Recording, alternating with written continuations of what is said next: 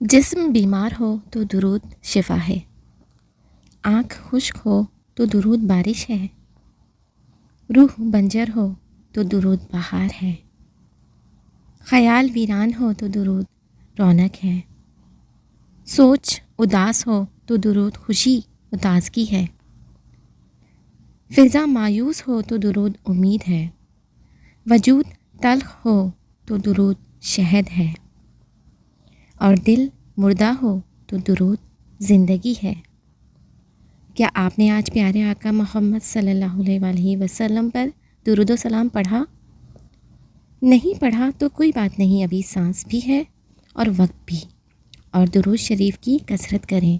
چلیں بہت محبت، احترام اور ادب سے درود شریف پڑھ لیں۔ اللہ پاک ہم سب کو درود پاک کی کثرتیں اور برکتیں عطا فرمائے، آمین۔ درود شریف پڑھتے جائیں اور درود شریف پڑھاتے جائیں۔